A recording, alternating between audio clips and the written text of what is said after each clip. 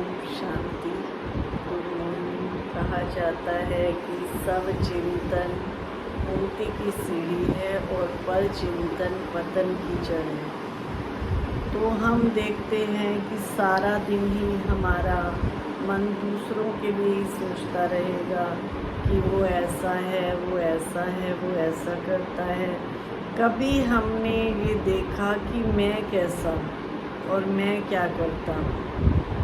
इसलिए बाबा कई बार अपनी मुरली में कहते हैं कि मुखड़ा देख ले प्राणी जरा मन के दर्पण में। अपने अंदर भी झांक करके देखना होता है कि मैं कैसा हूँ। दूसरे को देखना बहुत आसान है, अपने को देखना बहुत मुश्किल है। जब हम अपनी कमियों को देखते हैं, हमें थोड़ा सा भी कोई कुछ कह देता है, भाई कुछ भी हमें थोड़ा सा कोई कुछ कह देता है, आप तो ऐसे हो, तो हमको उसी टाइम गुस्सा आ जाता है। तो गुस्सा आने का कारण भी यही है कि देह अभिमान, स्वयं की हम कोई भी कमजोरी हम देख नहीं पाते हैं कि मेरे अंदर क्या क्या कमियां हैं। सच्चा इंसान वही है जो अपने आप को देखता है। दूसरे को देखना बहुत आसान है, बहुत ही आसान है, और खुद को देखना बहुत ही मुश्किल है। बुरा जो देखन मैं चला, बुरा ना मिलियो कोई, जो दिल खोजो आपनो मुझसे बुरा ना कोई। देखा जाए तो इंसान कमियों का पुतला है, लेकिन कई बार बाबा ये भी कहते हैं कि आप दूसरों की कमियां ना देखो। कोई कैसे से कैसा भी व्यक्ति होगा, उसके अंदर भी एक विशेषता जरूर होगी। हमारे अंदर भी एक आधा गुण जरूर होगा। अपनी भी कमियों को ज़्यादा नहीं सोचो कि मेरे अंदर ये कमी है, मैं तो अच्छा नहीं हूँ, मैं तो हूँ ही ऐसा। तो कभी भी ना अपनी कमियों को देखो, ना दूसरे की कमियों को देखो। हंस के लिए क्या कहा जाता है? हंस हमेशा मोती चुगता है। उसके आगे पत्थर और कंकर दोनों साथ में रख दो, वो मोती ही उठाएगा। तो हमारी एक नेचुरल नेचर ही बन जाए, हम दूसरों की कमियों को ना देखें, उनके गुणों को देखें। हमारे अंदर 2-3 बातें होना बहुत ज़रूरी है। जैसे एक तो चेक करना आना चाहिए, चेक के साथ साथ फिर हमको चेंज करना भी आना चाहिए। और चेक जो व्यक्ति कर लेता है तो उसके अंदर रियलाइज पावर आ जाती है, रियलाइजेशन पावर आ जाती है। चेक हमें क्या करना है? पूरे दिन में ये देखना है कि मैंने आज किसी को कोई दुख तो नहीं दिया, गुस्सा तो नहीं किया, चुगली तो नहीं की।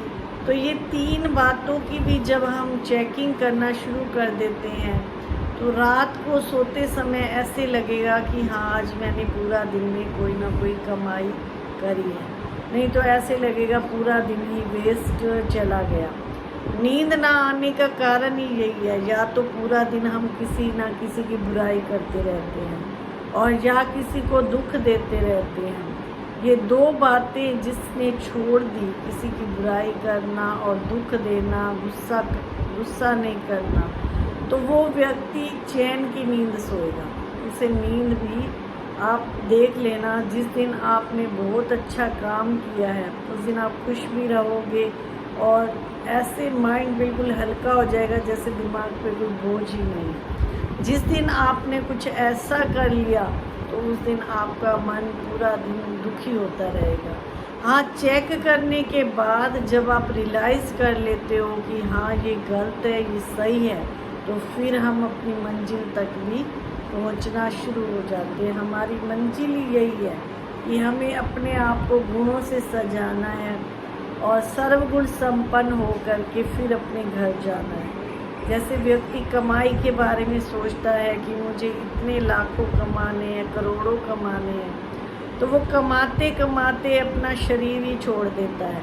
तो ऐसे हमें आत्मा की कमाई करने का एक एम रखना है कि मुझे अपने आप को गुणों से सजाना है। जो भी हमें देखे वो कहे कि हाँ ये आत्मा बहुत प्यारी है, बहुत अच्छी है। तो इतने हम गुणवान और अच्छे बन जाए कि जो धर्मराज भी हमें सलाम करे। अब देखो कईयों को जैसे वो शरीर छोड़ रहे होते हैं, आपने देखा होगा, मैंने तो अभी अभी देखा, हमारी माता जी ने शरीर छोड़ा। तो कैसे आत्मा उस परमात्मा के साथ अपना हिसाब किताब दे रही होती है।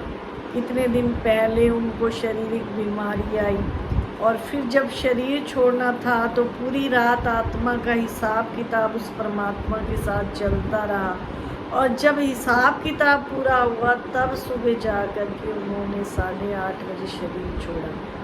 तो पूरी रात किससे बातें होती रही, परमात्मा से या धर्मराज से। जिसकी धर्मराज से बात हो रही होती है तो वो रो रहा होता है, या उसको बीच में ही उसका बाथरूम आ जाएगा, या उसको मतलब ऐसा कुछ हो जाएगा और वो चीखेगा, रोएगा, चिल्लाएगा। और जो आत्मा परमात्मा के साथ बातें कर रही होती है वो शांत होकर के लेटी हुई होती है। और बहुत ही अच्छा हमने सीन देखा कि माता जी ऐसे बिल्कुल शांत होके पूरी रात लेटे रहे और उनका शरीर ऐसे छूटा जैसे परमात्मा से वो बातें कर रहे हैं।